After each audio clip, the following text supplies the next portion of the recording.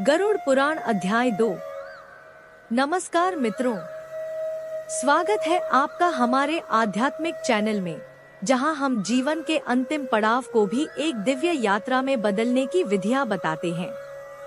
आज हम चर्चा करेंगे अध्याय 2, मरणासन्न व्यक्ति के लिए कल्याणकारी कर्म की, जहां बताया गया है कि एक मरणासन्न व्यक्ति के लिए कौन कौन से कर्म पुण्यदायक और आत्मा को मुक्त करने वाले माने गए हैं।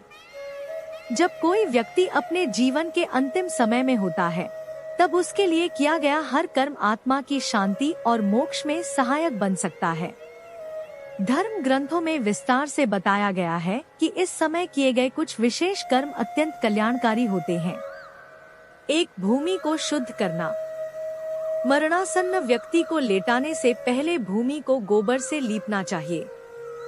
गोबर को हिंदू धर्म में शुद्धता का प्रतीक माना जाता है। इसके बाद भूमि पर जल से एक रेखा खींचकर एक पवित्र मंडल बनाया जाता है। इस मंडल में तिल और कुश घास बिछाकर मरणासन्न व्यक्ति को उस पर सुलाना चाहिए। यह व्यवस्था उस स्थान को पवित्र बनाती है और नकारात्मक शक्तियों से रक्षा करती है। 2, पंचरत्न या स्वर्ण का उपयोग। ऐसे समय में मरणासन्न व्यक्ति के मुंह में पंचरत्न, हीरा, पन्ना, माणिक, मोती, पुखराज या स्वर्ण डालने का विधान है।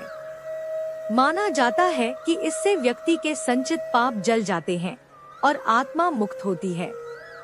ध्यान दें कि ये प्रतीकात्मक कार्य हैं। इन्हें सावधानी पूर्वक और श्रद्धा से किया जाना चाहिए। 3, शुद्ध स्थान पर सुलाना आवश्यक। कहा गया है कि अपवित्र स्थान या जमीन के ऊपर रखी चारपाई पर मृत शरीर रखने से भूत प्रेत और यमदूत वहां आकर्षित होते हैं। इसलिए व्यक्ति को पवित्र और भूमि के संपर्क में करके सुलाना श्रेष्ठ होता है। 4, गंगाजल और तुलसी का महत्व। मरणासन्न व्यक्ति के मुंह में गंगाजल डालना या तुलसी दल रखना चाहिए। गंगा जल को मोक्षप्रद माना गया है और तुलसी विष्णु प्रिय है, जिससे व्यक्ति को वैकुंठ प्राप्त हो सकता है। 5, शोक न करें, प्रभु का स्मरण करें। परिजनों को शोक में डूबने के बजाय प्रभु के नाम का जाप करते रहना चाहिए। इससे वातावरण सात्विक रहता है और आत्मा को एक दिव्य दिशा मिलती है। 6, अंतिम श्वास तक विष्णु का स्मरण। जब तक प्राण शरीर में है, विष्णु या अपने आराध्य प्रभु का नाम लेते रहना चाहिए। यह स्मरण ही आत्मा की अंतिम यात्रा को शांतिपूर्ण और प्रकाशमय बनाता है। यमराज का आदेश। यमराज, जो मृत्यु के देवता हैं, अपने दूतों को एक स्पष्ट और कठोर आदेश देते हैं। जो मनुष्य हरि नाम का स्मरण नहीं करते, का जाप नहीं करते, उन्हें मेरे पास ले आओ। इसका तात्पर्य यह है कि जो व्यक्ति अपने जीवन में भगवान नारायण विष्णु का स्मरण नहीं करता, वह पाप के प्रभाव से मुक्त नहीं हो सकता, चाहे उसने कितने भी पुण्य कर्म क्यों न किए हों। केवल अच्छे कर्म पर्याप्त नहीं होते जब तक उनमें भक्ति का तत्व न जुड़ा हो। यमराज कहते हैं कि जो व्यक्ति नारायण में श्रद्धा नहीं रखता, उसका पुण्य भी उसके पापों को नहीं मिटा सकता। पाप से मुक्ति के उपाय, प्रायश्चित का महत्व। यमराज गरुड़ से कहते हैं कि मनुष्य चाहे जानबूझकर या अनजाने में पाप करे, उसे उस पाप की शुद्धि हेतु प्रायश्चित अवश्य करना चाहिए। शास्त्रों में कई प्रायश्चित विधियां बताई गई हैं, जैसे दशविधि स्नान, शुद्धिकरण के विशेष स्नान, चंद्रायण व्रत, कठिन उपवास व तपस्या, गौदान, गाय का दान आदि। यदि व्यक्ति पूर्ण प्रायश्चित करने में असमर्थ हो, शारीरिक या आर्थिक कारणों से,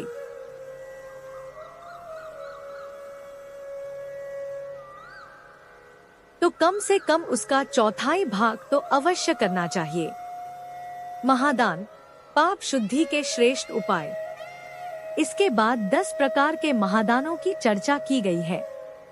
गौदान, गाय, भूमि दान, तिल दान, स्वर्ण, सोना, घी, वस्त्र, गुड़, रजत, चांदी, लवण, नमक, भोजन आदि। इनका दान एक उत्तम ब्राह्मण को देना चाहिए, जिससे वह सही उद्देश्य की पूर्ति कर सके। यह सारे दान पाप की शुद्धि में अति प्रभावशाली माने गए हैं। यमलोक की राह और वैतरणी गौ दान।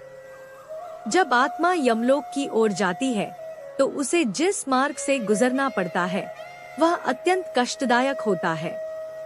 वहाँ मवाद, रक्त और दुर्गंध फैली होती है। उस मार्ग में एक विशेष नदी आती है, वैतरणी, जो बहुत कठिनाई से पार की जा सकती है। इस नदी को पार करने के लिए वैतरणी गौ का दान करना चाहिए।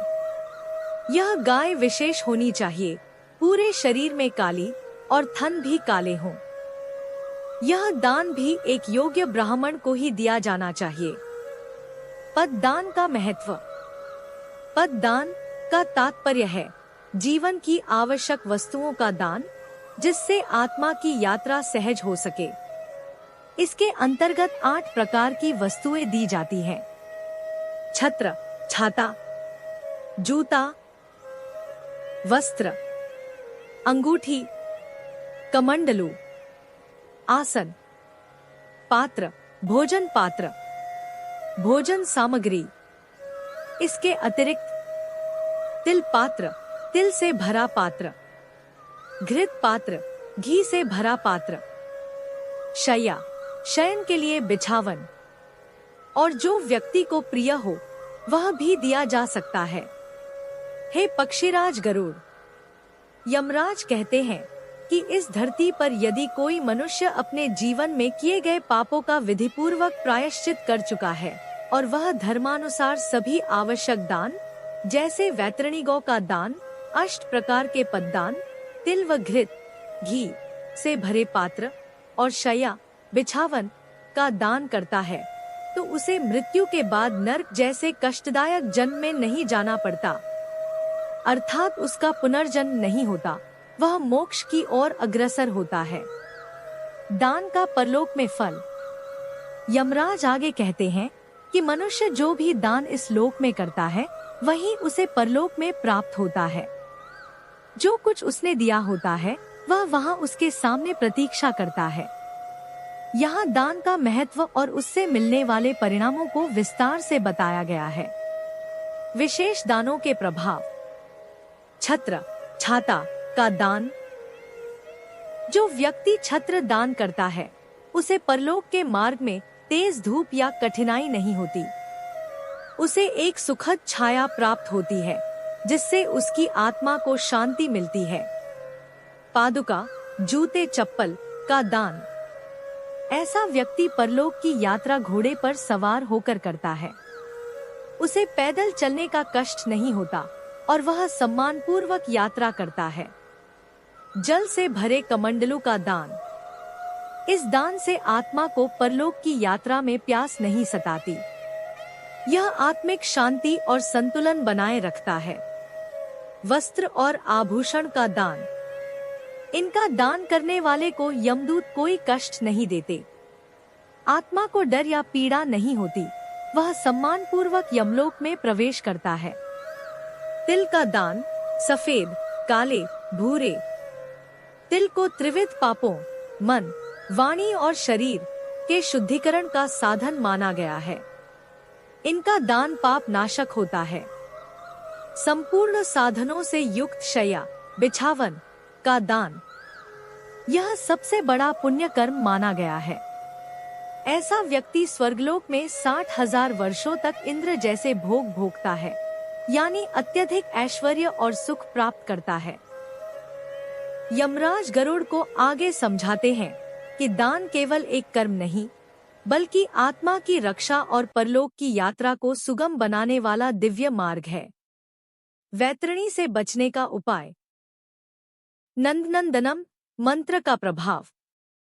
जब कोई व्यक्ति गौ दान करते समय नांदानांदानाम, नंदानंदनम मंत्र का उच्चारण करता है, तो उसकी आत्मा मृत्यु के बाद वैतरणी नदी में नहीं गिरती, जो कि यमलोक जाने के मार्ग में आने वाली बेहद कठिन, मवाद्युक्त नदी मानी जाती है। दुख, बीमारी और मृत्यु के समय किए जाने वाले दान। इन परिस्थितियों में दान किए गए विशेष पदार्थ आत्मा के पापों को शुद्ध करते हैं और परलोक में शांति दिलाते हैं। तिल पापों का नाश करता है, विशेषकर मन, वाणी और शरीर के दोषों का। लोहा यह दान यम की नगरी में जाने से बचाता है। इसे भूमि को छूते हुए झुक कर देना चाहिए। यम के हाथों में लोहे के अनेक अस्त्र होते हैं। यह दान उन अस्त्रों की पीड़ा को शांत करता है। सोना इसका दान यमराज की सभा में बैठे ब्रह्मा, ऋषियों और देवताओं को प्रसन्न करता है। इसे वरदान तुल्य माना गया है क्योंकि ये दिव्य शक्तियां प्रसन्न होती हैं। रुई के वस्त्र यह दान करने वाले को यमदूत कष्ट नहीं देते। उनकी क्रूरता कम हो जाती है। 7 प्रकार के अनाज जैसे गेहूं, चावल, जौ, मक्का, बाजरा, चना, मूंग। इनके दान से यमलोक के द्वार पर तैनात सेवक और प्रहरी प्रसन्न रहते हैं और आत्मा को सहूलियत मिलती है। भूमि का टुकड़ा जिस पर फसल होती हो, ऐसा भूमि दान करने वाले को इंद्रलोक की प्राप्ति होती है। यह दान अत्यंत फलदायक है। गोदान का महत्व समय और विधि के अनुसार फल। पूरे होश और स्वस्थ अवस्था में एक गाय का दान।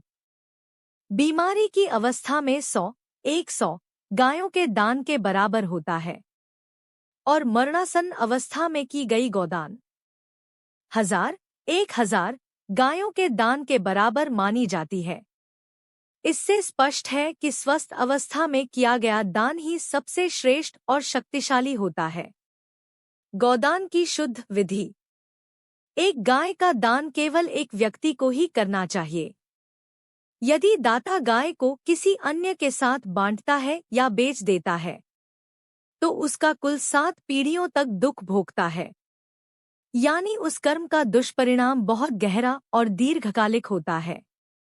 गोदान करने की विधि विस्तार से अपने शब्दों में। गोदान को हिंदू धर्म में बहुत ही पुण्यदायी कार्य माना गया है। यह विधि विशेष रूप से धार्मिक अनुष्ठानों और मृत्यु के उपरांत कर्मों में की जाती है ताकि आत्मा को मोक्ष प्राप्त हो सके। यहाँ पर बताई गई विधि का विस्तार इस प्रकार है। गौ का चयन और श्रृंगार। सबसे पहले एक काली या भूरी रंग की गाय चुनी जाती है। फिर उसकी सींगों पर सोने की परत चढ़ाई जाती है, जिससे यह विशेष और पवित्र प्रतीत हो। उसके पैरों में चांदी की पायल या छल्ले पहनाए जाते हैं, जिससे यह दान की जाने वाली वस्तु के रूप में श्रेष्ठ मानी जाए। दूध निकालना। गाय का दूध एक पीतल के बर्तन में निकाला जाता है। पीतल एक शुभ धातु मानी जाती है और धार्मिक क्रियाओं में इसका विशेष स्थान होता है। गाय को वस्त्र अर्पित करना। गाय के शरीर पर काले रंग का कपड़ा, जिसे दोशाह कहा जाता है, ओढ़ाया जाता है। यह एक तरह की पूजा सामग्री होती है जो गाय को सम्मान देने का प्रतीक है।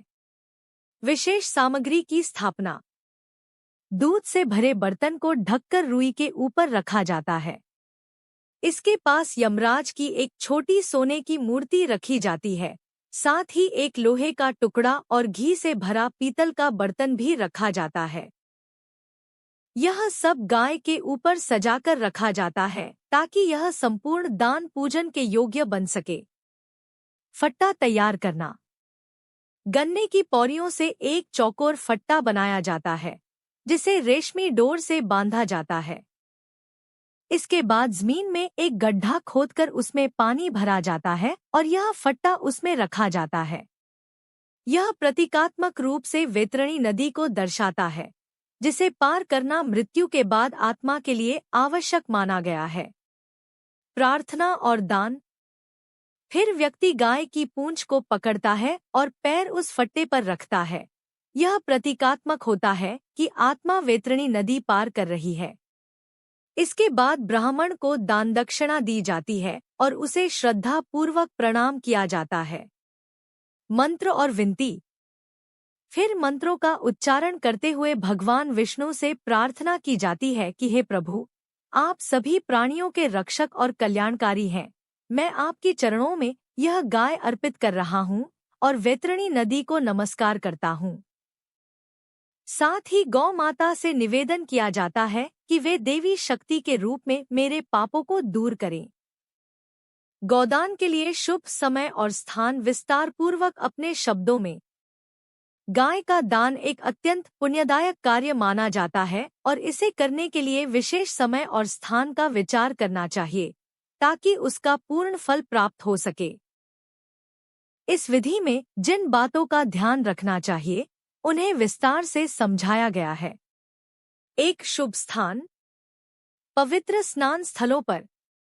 ऐसे सभी स्थान जहां पवित्र नदियां बहती हैं या जहां तीर्थ स्नान किया जाता है, जैसे गंगा, यमुना, त्रिवेणी संगम आदि, वहां गोदान करना अत्यंत शुभ माना जाता है।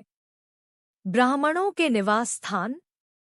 जहां धर्म का पालन करने वाले ब्राह्मण रहते हैं, वहां गाय का दान करना भी अत्यंत फलदायक होता है। ऐसे स्थानों को पवित्र माना जाता है। 2 शुभ समय। सूर्य और चंद्र ग्रहण के समय। ग्रहण का समय धार्मिक दृष्टि से विशेष महत्व रखता है। इस समय किया गया दान कई गुना फल देता है। अमावस्या, नया चांद के दिन। अमावस्या तिथि को पितरों के लिए किया गया कोई भी पुण्य कार्य विशेष फलदायक होता है। इस दिन गोदान करने से पितरों को शांति मिलती है। 3 दान की महत्ता और भावना। अपने हाथों से किया गया दान। यदि व्यक्ति स्वयं अपनी संपत्ति, धन आदि को दान करता है तो उसका पुण्य स्थायी रहता है। जीवन में जो कुछ भी हमारा है, जैसे धन, संपत्ति, परिवार, ये सब नश्वर हैं। इसलिए हमें पुण्य कर्म करके अपने जीवन को सार्थक बनाना चाहिए। दान में कोई बड़ा या छोटा नहीं होता। ईश्वर के लिए यह मायने नहीं रखता कि आपने कितना दान दिया, बल्कि यह कि आपने कितनी श्रद्धा से दिया। इसलिए दान की मात्रा नहीं, भावना महत्वपूर्ण होती है। 4 दान न करने वालों की स्थिति। लालच के कारण दान न करने वाले। जो लोग लालच या मोह के कारण बीमार होने पर या अंत समय में भी पुण्य नहीं करते, वे जीवन भर दुख भोगते हैं। मरणासन्न व्यक्ति के लिए दान न करना। यदि कोई व्यक्ति मर रहा हो और उसके पुत्र, भाई या मित्र उसके लिए दान पुण्य न करें, तो वे ब्राह्मण हत्या जैसे पाप के भागी बनते हैं। 5 श्रद्धा का प्रभाव। दान की मात्रा से ज्यादा उस दान में श्रद्धा का महत्व होता है। जिस दान में श्रद्धा होती है वह बड़ा फल देता है, और जिस दान में श्रद्धा नहीं होती उसका फल सीमित रहता है। 6 मंडल का निर्माण और उसका महत्व। मंडल का निर्माण। जब गोदान जैसे पुण्य कर्म किए जाते हैं तो एक विशेष भूमि पर मंडल बनाना आवश्यक होता है। ऐसा माना जाता है कि उस मंडल में स्वयं ब्रह्मा, विष्णु, रुद्र, लक्ष्मी और अग्नि देवता विराजमान होते हैं। मंडल विहीन भूमि पर मृत्यु का दोष। यदि बिना मंडल के भूमि पर कोई व्यक्ति मृत्यु को प्राप्त करता है तो उसकी आत्मा अन्य योनियों को प्राप्त नहीं कर पाती और वायु के साथ भटकती रहती है। इसलिए पुण्य कर्म करते समय मंडल बनाना अत्यंत आवश्यक है। धार्मिक महत्व से जुड़े तत्व और मृत्यु काल के अनुष्ठान। 1 तिल का महत्व। तिल को अत्यंत पवित्र माना गया है। कहा गया है कि ये भगवान के पसीने से उत्पन्न हुए हैं, इसलिए इनमें विशेष आध्यात्मिक शक्ति होती है। जब तिल का प्रयोग किसी धार्मिक अनुष्ठान या श्राद्ध में किया जाता है तो असुर, दानव और बुरी शक्तियां दूर हो जाती हैं। यह भी कहा गया है कि एक अकेला तिल का दाना 32 सेर, पुराने माप के अनुसार, सोने के बराबर पुण्य देता है, जिससे तिल के अद्भुत महत्व का अंदाजा लगाया जा सकता है। 2 कुश, एक प्रकार की घास, का महत्व। कुश को भी एक अत्यंत पवित्र वस्तु माना गया है। इसे भगवान के शरीर के रोमों से उत्पन्न बताया गया है। धार्मिक दृष्टिकोण से कुश के 3 भागों में देवताओं का वास होता है।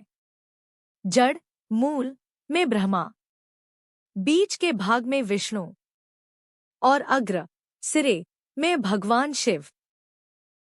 इसी कारण देवताओं को प्रसन्न करने के लिए कुश का उपयोग आवश्यक होता है, जबकि पितरों की तृप्ति के लिए तिल का प्रयोग जरूरी है। दोनों का संतुलित प्रयोग आत्मिक शांति और पुण्य प्राप्त करने में सहायक होता है। 3 मोक्ष दिलाने वाले साधन। हे पक्षियों में श्रेष्ठ गरुड़, भगवान विष्णु को यह बात बताई गई है कि इस संसार रूपी महासागर से मुक्ति पाने के लिए 6 प्रमुख साधन हैं। भगवान विष्णु, एकादशी व्रत, श्रीमद् भगवद गीता, तुलसी, ब्राह्मण और गौ माता।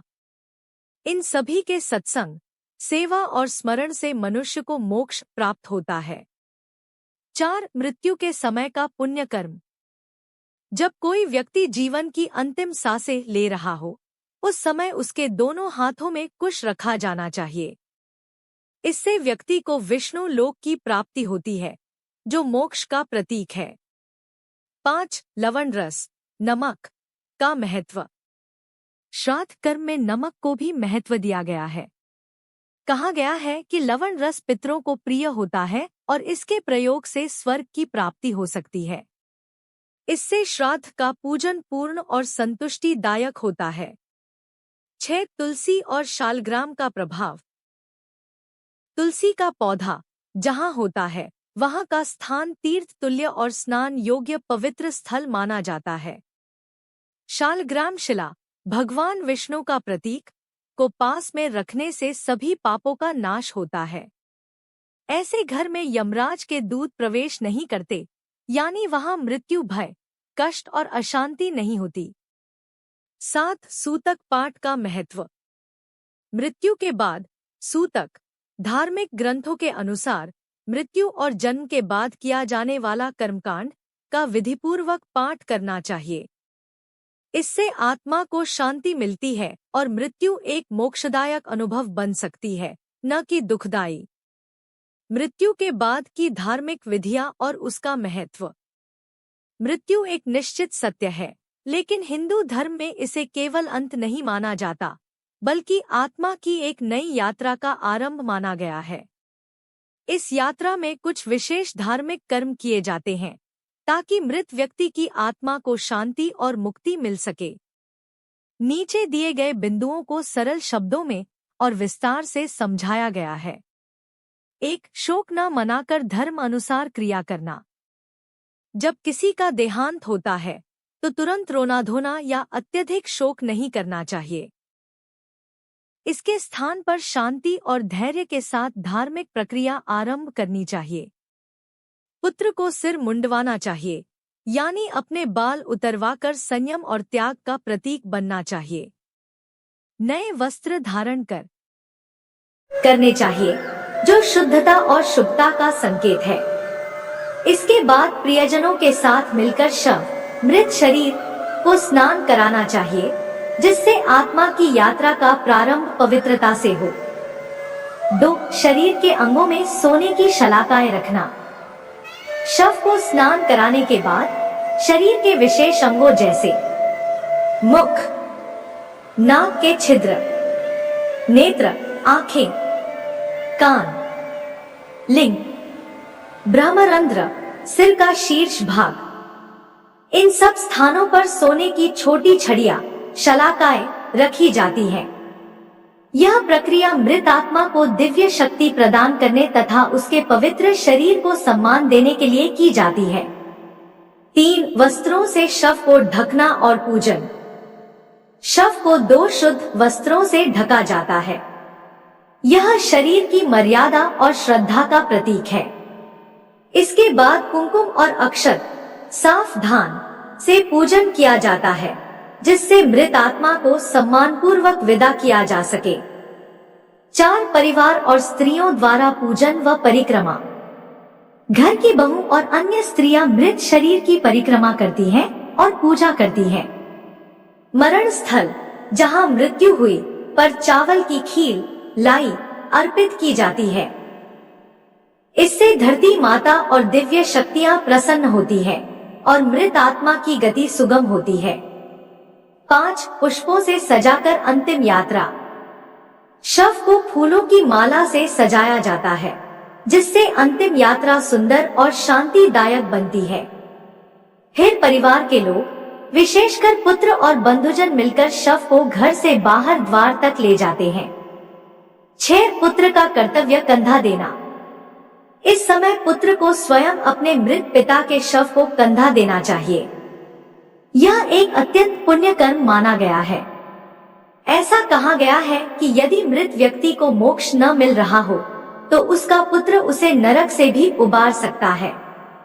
जो पुत्र अपने पिता को कंधा देता है उसे हर कदम पर अश्वमेध यज्ञ जितना पुण्य मिलता है, जो कि सबसे बड़ा यज्ञ माना जाता है। निष्कर्ष, मृत्यु के समय की जाने वाली ये सभी धार्मिक क्रियाएं केवल रीति रिवाज नहीं, बल्कि आत्मा की मुक्ति की दिशा में अत्यंत शक्तिशाली उपाय हैं। शोक के स्थान पर श्रद्धा, अनुशासन और धर्म के अनुसार किए गए कर्म मृत व्यक्ति को पुण्यलोक और मोक्ष की ओर ले जाते हैं, साथ ही परिवार को भी आत्मिक संतोष और दिव्य आशीर्वाद प्रदान करते हैं।